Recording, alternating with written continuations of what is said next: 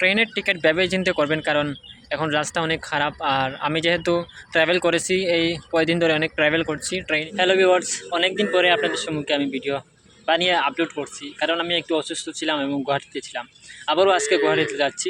দুঃখের বিষয় হচ্ছে যে আজকে গুয়াহাটিতে যাওয়ার কথা ছিল, কালকে যাওয়ার কথা ছিল, কিন্তু রঙ্গিয়া যে এক্সপ্রেস সেটি ক্যান্সেল হয়ে গেছে। আজকে যেটি যাওয়ার কথা ছিল শিলচর এক্সপ্রেস, এটাই ক্যান্সেল হয়ে গেছে, শিলচর গুয়াহাটি এক্সপ্রেস। তো এখন আমি গুয়াহাটিতে যাওয়ার জন্য সুপারে যাচ্ছি, অর্থাৎ বাসে। রোড হচ্ছে বড়খলা হয়ে এইদিকে টুলগেট হয়ে যাচ্ছি। আপনারা দেখতে পাচ্ছেন টুলগেট হয়ে যাচ্ছি। তো একটা দুঃখের বিষয় আরও, যে আমি যে টিকিট করেছিলাম সেই টিকিটের এখনও পর্যন্ত রিফান্ডেবল ক্যান্সেল অ্যামাউন্টগুলো এখনও পর্যন্ত পাইনি এবং ক্যান্সেল করতে পারিনি। অনেকবার ট্রাই করেছি 139 হেল্পিং রেলওয়ে হেল্পিং নাম্বারে, কিন্তু ট্রাই করে কিছু করতে পারিনি।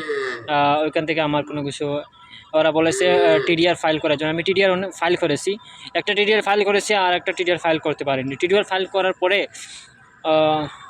এখনও পর্যন্ত রিফান্ডেবল অ্যামাউন্ট আসেনি, কিন্তু এখানে দেখিয়েছে যে 16 ডে ওয়েট ফর 16 ডে। এখানে আমি 2 মাস আমি অপেক্ষা করতে হবে এই টাকা।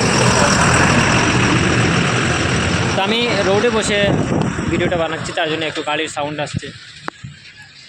তো আমার চ্যানেলে ভিডিও আপলোড দেরি হচ্ছে এবং প্রফেশনাল ভিডিও আপলোড দেরি হচ্ছে। আপনারা ভিডিও পেয়ে যাবেন এবং আমি একটু অসুস্থ, আপনারা আশীর্বাদ রাখবেন সুস্থ হয়ে আপনাদের সম্মুখে যেন ভিডিও তুলে ধরতে পারি। এবং ট্রেনের টিকিট ভেবে চিন্তে করবেন, কারণ এখন রাস্তা অনেক খারাপ। আর আমি যেহেতু ট্রাভেল করেছি, এই কয়েকদিন ধরে অনেক ট্রাভেল করছি, ট্রেনে যাতায়াত করছি, কিন্তু ট্রেনের অবস্থা অনেক খারাপ, অনেক ধীরে ধীরে ট্রেন চলাচল করে। আর ট্রেনের টিকিট বুক করার আগে আপনারা খবর নিয়ে 139 নম্বরে খবর নিয়ে রাখবেন যে ট্রেনটি চলছে কিনা চলছে না।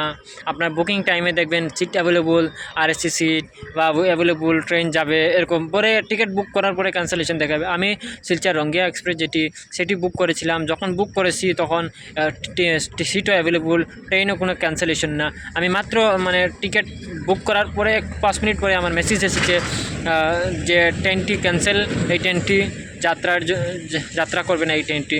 তো দেখো, আমি টিকিট করার পরে ইনফরমেশন আমার কাছে আসলো, যেহেতু আমি রিফান্ডেবল অ্যামাউন্ট এখনও পাইনি, কিন্তু ক্যান্সেল যদি ওই সময় করতাম, যদি আবার ট্রেনটা চলে যেত, কিন্তু ক্যান্সেলও করতে পারছি না, কারণ টিডিআর ফাইল করতে ক্যান্সেল হচ্ছে না।